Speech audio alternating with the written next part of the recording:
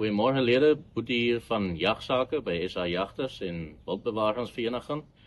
Back and Closure het tans in verskeie gebiede in die land uitgebreek en die persone wat die beste sal weet vir die area waarin jy wil gaan jag, gaan die staatsveearts en die plaasboer self wees. Daar staan protokolle in plek vir die vervoer van lewendige vee en wild in Limpopo. Maar Noordwes het een uitgereik, maar hom weer teruggetrek. So die enigste protokol wat tans in werking is die een van Limpopo waarvan ons bewus is. Dan, wat kan jy as verantwoordelike jagter doen om die verspreiding van back and closure te beperk? Dis redelik eenvoudig. Die virus is baie sensitief vir temperatuurverandering, vir vog en vir pH-daling. So los asseblief die kop, vel en pote van enige gejagte diere op die plaas waar jy gejag het. Vervoer slegs die vleis. Laat die vleis afkoel vir omtrent 12 ure in 'n koelkamer. Dit het ten doel dat die pH in die vleis daal.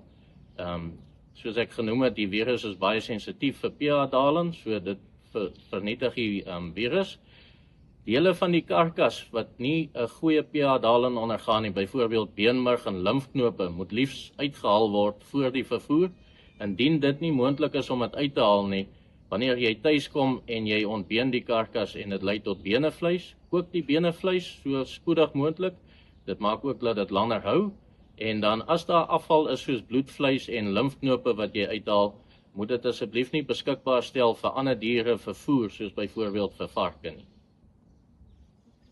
Baie van ons takke behoefens skiet op skietbane wat op plase voorkom waar daar wel vee is. Dit is nie noodwendig 'n bron van kommer nie, tensy die area spesifiek onder kwarantyne is. Daar is sekere maatreëls wat jy as tak kan doen om die skietbaan te beveilig, om te help om die verspreiding van die virus te voorkom. Een van die eerste goeders wat jy kan doen is om byvoorbeeld landboukalk by die ingang uit te strooi. Dit moet 'n lang genoeg streep wees dat die voertuig se wiel ten minste een omwenteling aan die kalk maak.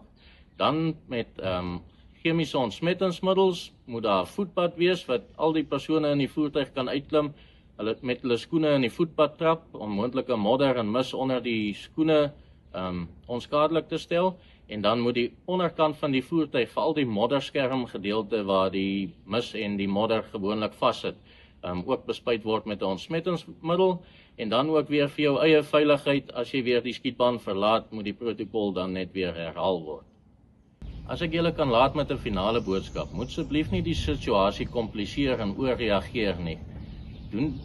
Doen die nodige maatreëls, stel dit in plek op julle skietbane, geniet julle skietvoorbereiding vir die seisoen en geniet julle jagseisoen. Dankie, mooi dag.